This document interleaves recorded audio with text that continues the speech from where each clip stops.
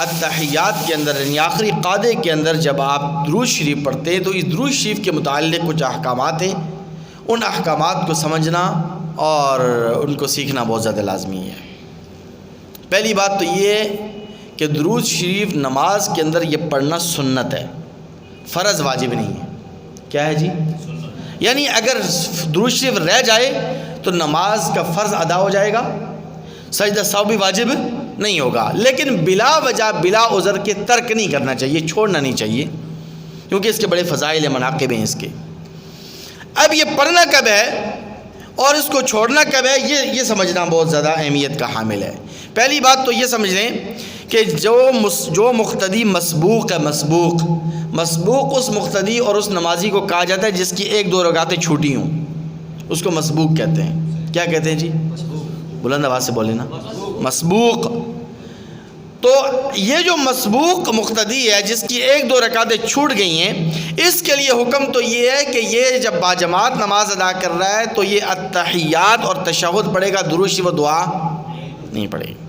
التحیات سے شروع کرے گا، وَأَشْهَدُ أَنَّ مُحَمَّدًا عَبْدُهُ وَرَسُولُهُ تک ختم کر کے اس کے بعد پھر جب امام سلام پھرے گا تو یہ پھر کھڑا ہو کر اپنی بقیہ نماز مکمل کرے گا۔ اب اس کے لیے بہتر صورت یہ علماء اور فقہاء اور محدثین اکرام نے لکھی ہے کہ یہ جب آخری قعدے میں بیٹھے تو یہ التحیات اور تشہد کو اتنے آہستہ رفتار میں پڑھے، اتنے آہستہ انداز میں پڑھے کہ امام کے سلام پھیرنے تک اس کا التحیات تشہد تک پہنچ جائے۔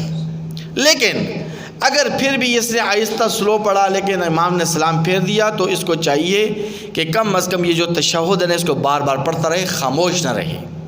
تشہد کو بار بار پڑھتا رہے، 1 دفعہ پڑھے، 2 دفعہ پڑھے، 3 دفعہ پڑھے، جتنی گنجائش ہو۔ یہ تو بات ہو گئی ہے پہلی۔ دوسری بات یہ ہے کہ درود شریف جو نماز کے اندر ہم پڑھتے ہیں جس کو درود ابراہیمی کہا جاتا ہے، آیا یہ درود ابراہیمی پڑھنا ہی لازمی ہے؟ اس کے علاوہ کوئی دوسرا درود بھی پڑھ سکتے ہیں؟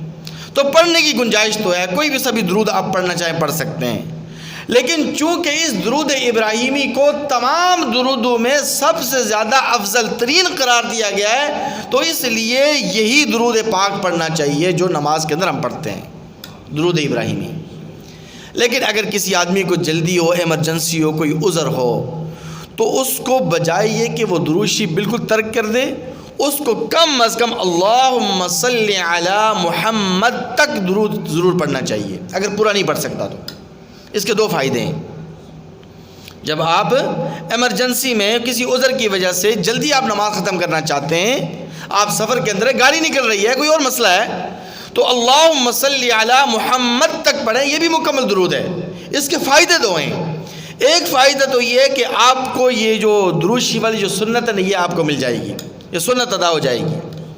اور دوسرا فائدہ یہ ہوگا کہ چونکہ امام شافعی رحمۃ اللہ علیہ کے نزدیک یعنی اہل شوافع کے ہاں نماز کے اندر درود پڑھنا فرض ہے۔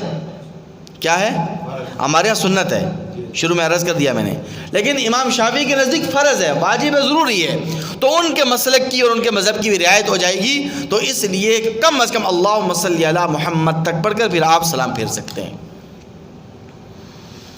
اور اس سے بھی زیادہ اہم بات، بعض لوگ پوچھتے ہیں کہ کیا ہم جب نبی کریم صلی اللہ علیہ وسلم کا نام لیتے ہیں تو وہاں ہم سیدنا محمد کہتے ہیں، سب کہتے ہیں صلی اللہ علیہ وسلم، اللہم صلی علی سیدنا محمد، کہتے نہیں کہتے؟ تو کیا ہم حضرت ابراہیم علیہ السلام کے ساتھ بھی سیدنا کا لفظ استعمال کر سکتے ہیں؟ جب حضرت ابراہیم کا نام لیتے ہیں تو ان کے نام کے ساتھ بھی سیدنا کہہ سکتے ہیں یا نہیں کہہ سکتے؟ تو رد المختار، امداد الفتاویٰ اور احسن الفتاویٰ میں جواز لکھا ہے کہ اگر کوئی آدمی حضرت ابراہیم علیہ السلام کے ساتھ بھی سیدنا کا لفظ استعمال کرتا ہے تو اس کی بھی اجازت ہے، جواز کی گنجائش ہے، کوئی مسئلہ نہیں۔ لیکن سب سے زیادہ اہم بات جس کا نمازی خیال نہیں کرتے اور وہ بہت ہی زیادہ اہمیت کا حامل ہے، بہت ہی زیادہ اس کا اہتمام کرنے کی ضرورت ہے، وہ یہ ہے کہ آپ امام کے ساتھ نماز پڑھ رہے ہیں، آپ کی سپیڈ بہت زیادہ سلو ہے اور آپ نے ابھی درود شریف پڑھا نہیں کہ امام نے سلام پھیر دیا، تو اب کیا کرنا چاہیے؟ ہم دیکھتے ہیں بسا اوقات کہ جب ہم سلام پھیر رہے ہوتے ہیں دائیں بائیں تو دونوں طرف ہمارا سلام مکمل ہو چکا تھا، پیچھے بعض مقتدی دیکھتے ہیں وہ پڑھ رہے ہوتے ہیں۔ تو یہ مسئلہ اہمیت کا حامل ہے یا نہیں ہے؟ اس کو سمجھیے گا۔ میں نے عرض کر دیا شروع کے اندر کہ نماز کے اندر درود شریف پڑھنا کیا ہے؟ سارے بولیں سنت ہے، واجب اور فرض نہیں ہے۔ اب یہ جو سلام ہے نا، سلام السلام علیکم ورحمۃ اللہ، یہ واجب ہے نماز کے اندر، یہ واجب ہے۔ اور دوسری بات یہ کہ امام کی پیروی بھی واجب ہے۔ جب آپ امام کے پیچھے نماز پڑھتے ہیں نا تو امام کی پیروی، امام کی اتباع بھی کیا ہے؟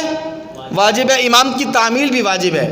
تو اب جب آپ نے دیکھا کہ میں ابھی درود شریف پڑھ رہا ہوں، دعا پڑھ رہا ہوں، رب اجعلنی پڑھ رہا ہوں، میرا بھی درود مکمل نہیں ہوا، رب اجعلنی میری دعا مکمل نہیں ہوئی، امام صاحب نے السلام علیکم کہہ دیا، اب آپ درود شریف کو چھوڑ دیں گے، دعا کو آپ چھوڑ دیں گے اور آپ امام کے ساتھ سلام پھیریں گے۔ کیوں؟ اس لیے کہ درود شریف اور دعا یہ سنت ہے، اور السلام علیکم یہ بھی واجب ہے، اور امام کی پیروی بھی بلا تاخیر کیا ہے؟ واجب ہے۔ اس لیے سنتوں کو ترک کر کے واجب کو ترجیح دی جائے گی۔ واجب کو کیا دی جائے گی؟ ترجیح دی جائے گی۔ اس لیے اس بات کا خاص طور پر خیال رکھا کریں۔ اس کے علاوہ آپ کے ذہن میں کوئی بھی سوال ہو تو کمنٹ سیکشن کے اندر بھی آپ سوالات کر سکتے ہیں۔ باہر میں نے بکس لگایا ہوا مسجد کے باہر، وہاں پر بھی آپ اپنے سوالات، کسی بھی قسم کا سوال آپ کے ذہن میں ہو، نماز کے متعلق، پاکی نہ پاکی کے متعلق، غسل کے متعلق، کوئی بھی آپ مسئلہ آپ کے ذہن میں ہو تو آپ اپنے سوالات پوچھ سکتے ہیں۔ اللہ تعالیٰ ہم سب کا حاضر ناصر۔